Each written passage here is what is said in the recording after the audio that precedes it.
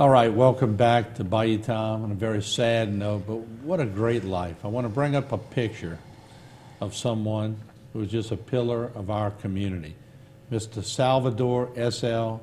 Leonard Locascio, age 96. He passed away on December 18th. He was a native of Napoleonville and a longtime resident of Houma.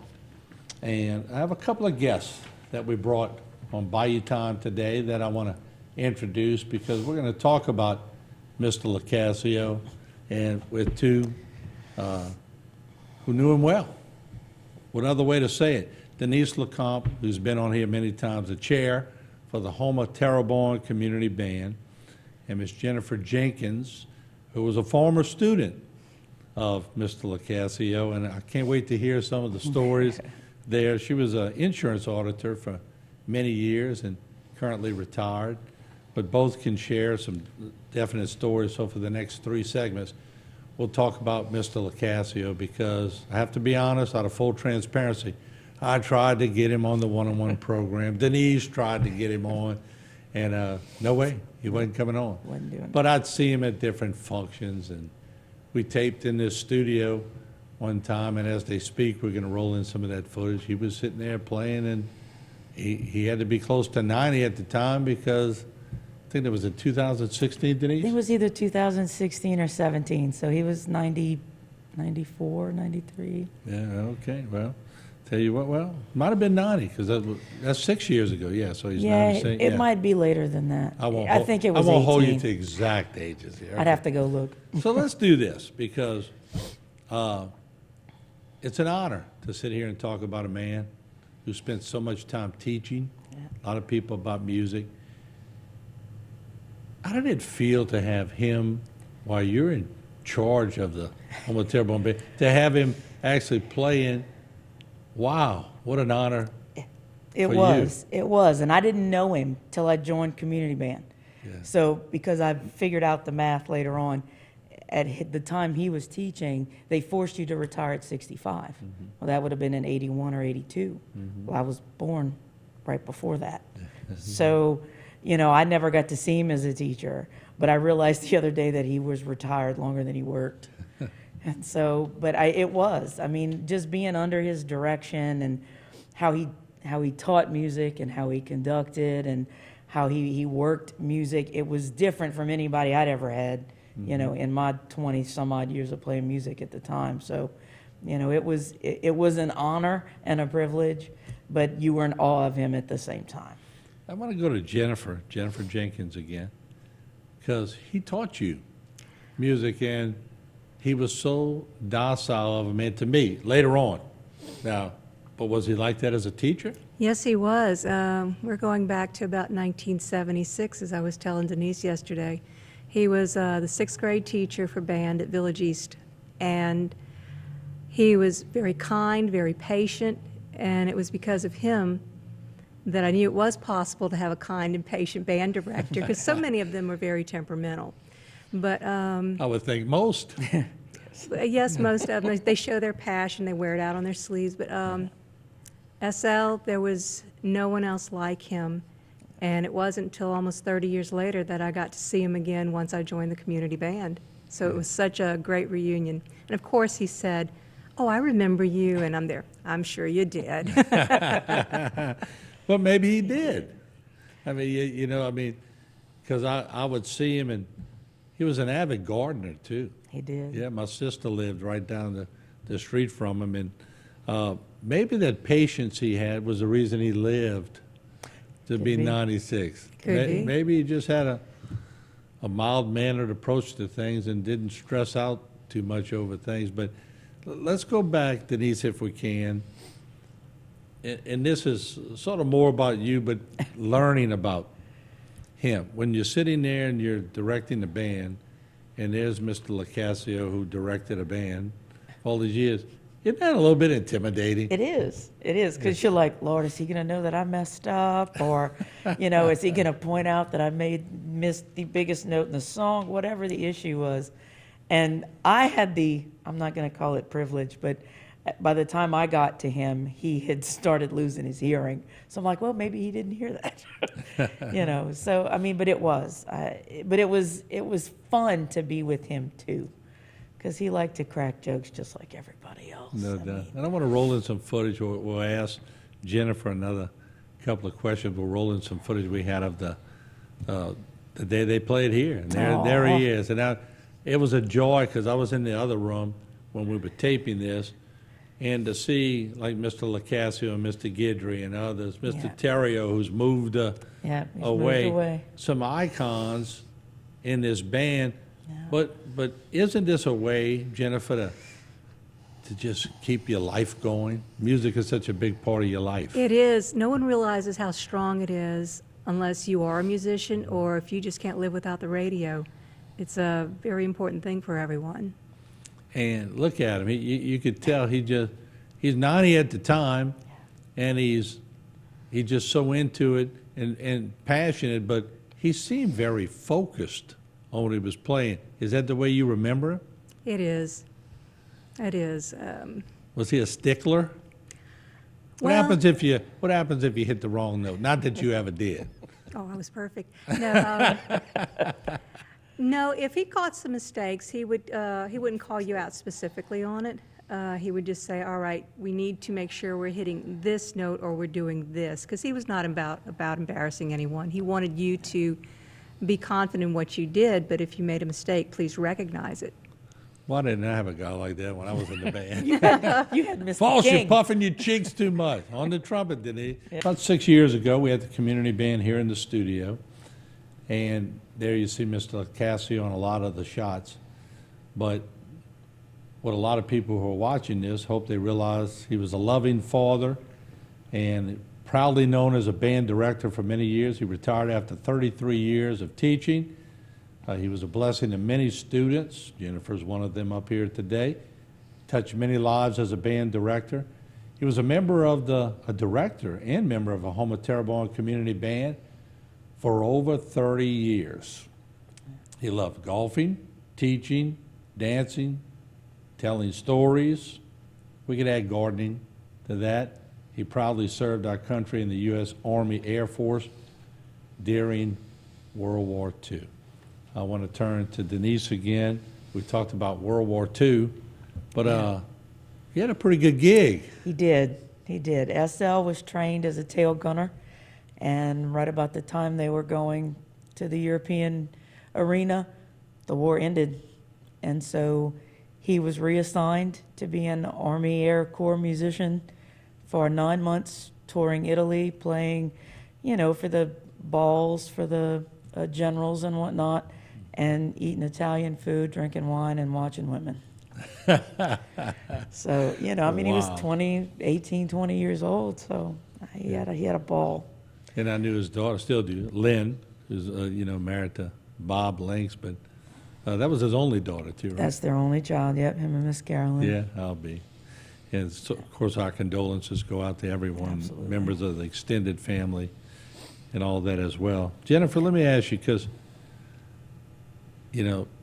like I said, in the 5th grade, some of these band directors, they don't mind telling you when you're doing something wrong, or you're puffing your cheeks on the trumpet, or you're doing this and you're doing that. But did it sort of ease you as someone in the band? Because I'm so used to being around tense people. I'm probably tense myself, but when you had Mr. Locascio directing you, did it sort of put you at ease to sort of make it work? He was my favorite teacher. That was the best class of the day, and he was there 3 days a week, and I always looked forward to it. I think I just had the natural inclination to want to be a musician, but I think he had a way of wanting to make you want to continue to do it. Yeah. For the audience, what did you play? I played the flute. Okay. How hard was that to learn, and how easy did he make it? Was he well versed in all the instruments? He was. I think any instrument that you first approach when you're only 10 years old might be a little difficult, but I got the hang of it. Now, he wasn't my first band director, but he was the one that let me know that band directors could be kind and patient. Okay, on that, I won't ask you who your first one was. Right? All right, so when you're sitting there, and what a great choice for parents to pick. Did they pick the flute for you, or did you pick it? I picked it. We already had one in the family, and I didn't want to cause a hardship on my mother. Yeah. So I chose the flute. Actually, I wanted to be drums or trumpet. Oh, your parents were certainly glad you didn't pick the drums for sure. Or the But, trumpet, maybe. And a bad note on the trumpet could be just as bad.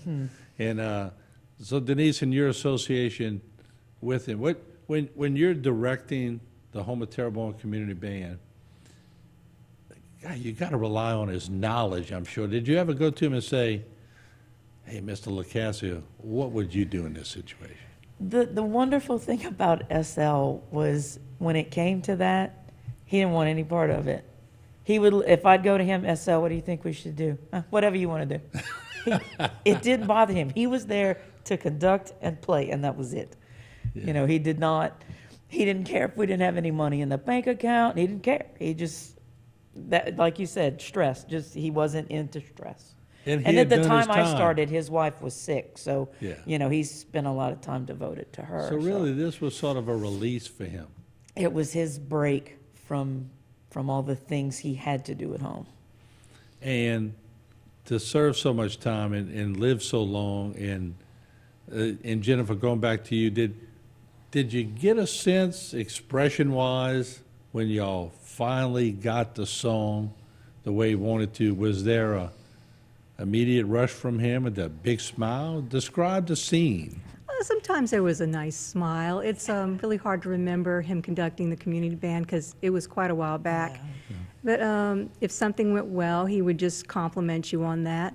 And but I do have a different story to share with you. Absolutely. Many, many years ago, my mother gave me her old clarinet, and SL found out, and he says, "I'll give you lessons." I'm there, well, that's wonderful. Now, we're going back about 15 years. Yeah. And so I went over to his house, and I'm sitting in his living room waiting for him, and you're looking around, and there's a picture of him. He's wearing a bombardier jacket. Well, he caught me looking at that. He goes, "I was pretty good looking, wasn't I?" I said, "Yes, you were." Yes, indeed. So he kept a good sense of humor. He stayed being a teacher as much as he could with everyone. He's a hard person to ever forget, and one that we will all miss sorely. I'm going to get you in to bring up that picture that we have of Mr. Locascio, if I can, to put, there he is. He was a handsome man. He was, Uh-huh. and that was years later when he was teaching schools. You should So I have seen him in the had bombardier jacket. He had movie star looks, didn't he? did. did. He did. Yeah, and I mean, And and all even the as he teachers- aged, he was still a good-looking elderly man. was, So, he was. and so he might have been kidding with you, but he might have been serious too. He probably knew he was kind of good looking, yeah. Yes, we remember Mr. Locascio, band director for many years here in the area, and also a member of the Home of Terrebonne Community Band. And I was also glad to see the family putting the obits in lieu of flowers. Donations can be made to the Home of Terrebonne Community Band, P.O. Box 1743, Houma. So if you're watching and you want to send a donation, he loved that band, and that'd be a great way to help out. But also, being a former football player who, at the time, I think we might have shared the field with the band a couple of times because they moved later at Vanderbilt to the other side of the school. But you were saying something during the break I want you to elaborate on because it was pretty funny. It is. I mean, Mr. Locascio was not a big man. If he's 5'3", that's tall. Maybe he's 5'5". I doubt it. But I was told a story that when he was teaching at Terrebonne, he was practicing with the marching band on the field, and the football players decided to walk out on the field in the midst of their rehearsal. And he didn't say anything, and the coaches ran out. They were like, "No, no, no, no, get back, get back, get back." So they did. They moved back off the field. The band dismissed from Mr. Locascio. And later on, the football coaches told the team, "Don't you ever walk out on Mr. Locascio again because you don't mess with him." They all had respect for him. The football coaches were like, "No, you don't mess with him," because he worked out in the weight room with the coaches, and they knew he was small in stature, but he was fit. I mean, he was, Yeah. we talked about him being good looking. He was fit. He had And command of everything he did. he did. They all respected him. The football coaches, the administration, they all respected him. You know. And I sort of felt that way whenever I was around him. And recently, for Veterans Day, when we saw him at his assisted living place where he was at, he's, you know, even in a situation where he probably wasn't as strong as he was before, he still had command, you know, Oh, yeah. even through his expressions, I guess we could say. But Jennifer, how many, if we had to guess, how many students do you think went through his programs? Over 30 years of, I would say thousands, Yeah. you I know. would say that. In multiple schools, how did he work that out? Well, I guess it depended. Like for us, he would show up 3 days a week, Monday, Wednesday, Fridays in the afternoons. So he was at another school in the mornings. And I'm sure he was obligated on Tuesday, Thursdays elsewhere. And of course, before he ever got to us, there were decades of him being at Houma Junior High, Houma Elementary, Terrebonne Terrebonne. High, where else? If he Oak didn't Lawn would- teach at practically every Yeah. school in the parish, you know, when it started or whatever, he may have started the band programs at a lot of these schools. You know, And just how do you, Denise, you may be a good one to ask this, because how do you learn how to be a band director? I mean, well, when he with all got these back people. from you know, touring Italy and eating and drinking, playing music, he came back and on his GI Bill went to UL in Lafayette, and then came back to Houma and started teaching. Now, do you go to specific classes to become a band director? Or do Yes. you do? Yes. Okay.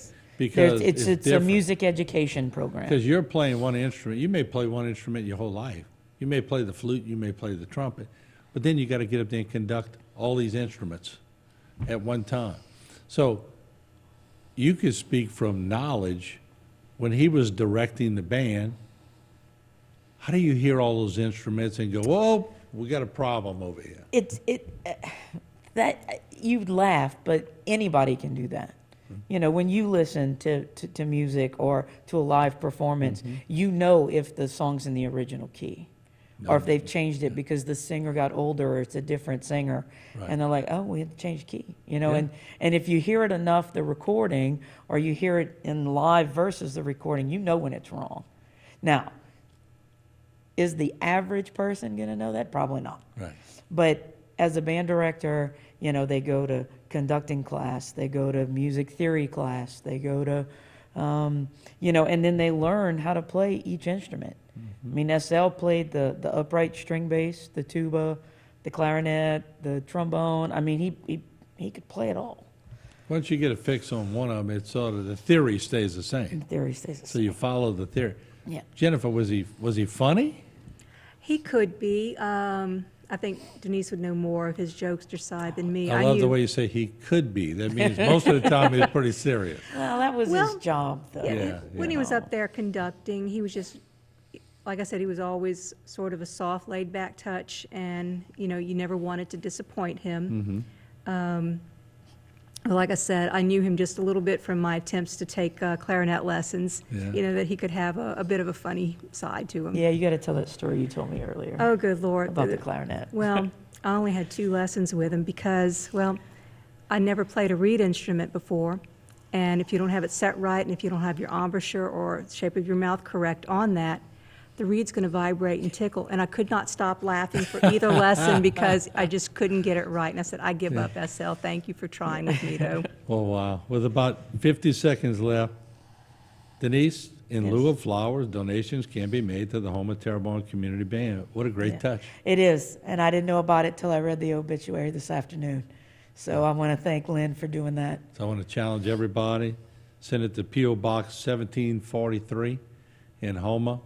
We remember Mr. Locascio. Thank God we had a man like that in our parish. And we all learned from him, and just a great community spirited man who meant a lot of things to a lot of different people. I want to thank Denise and Jennifer for joining us today. Thank y'all so much. Thank you, Martin. Thank you. All right, we'll take a short break. We'll be back with more. Don't go away.